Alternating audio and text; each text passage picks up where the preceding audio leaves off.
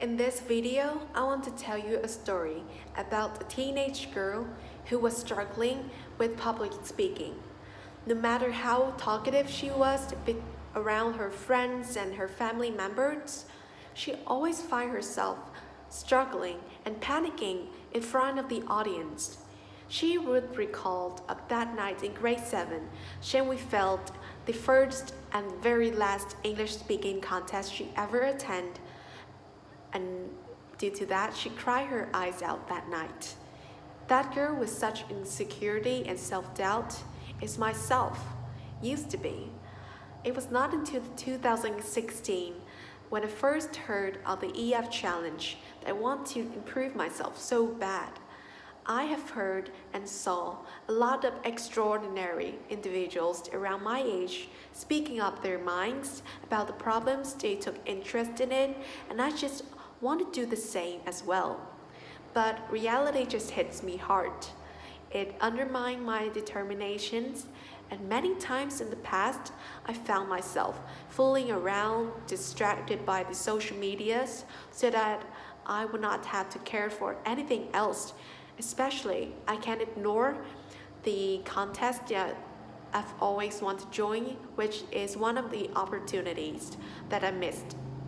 So, deep down in me, I know that something wasn't wrong, wasn't right, and I need to fix it as soon as possible. In the very beginning of my grade 10, the first semester, me and my partner was given an assignment.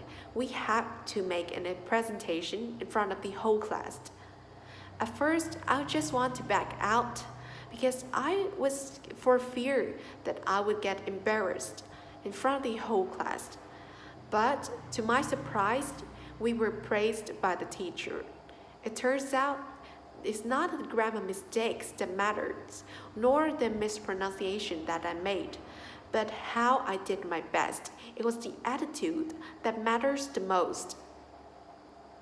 After realization, I have come to terms with the fact, and I have made my way to achieving all the goals I have set before. And there are 3 main steps that I want to share with you guys. First thing first, coming to terms with the fact that you have flaws. In my case, I accept that I have anxiety when it comes to public speaking. So it surely helps me because the more you ignore it, the less will you succeed, and the worse it will haunt you back. Secondly, to find someone or something that motivate you, that inspire you and enhance your willpower.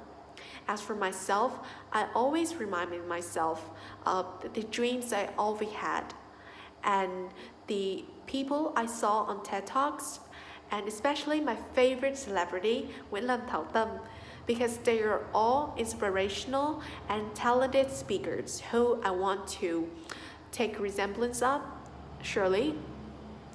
And then last but not least is that I wanted to make plans. You have to make plans and make sure to stick to it.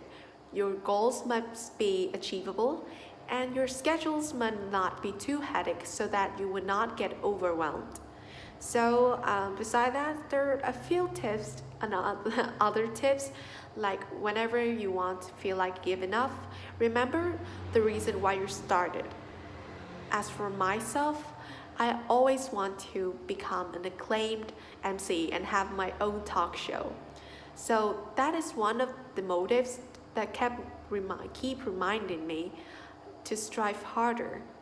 And remember that you have a lot of loved ones around yourself who love, care, and support unconditionally.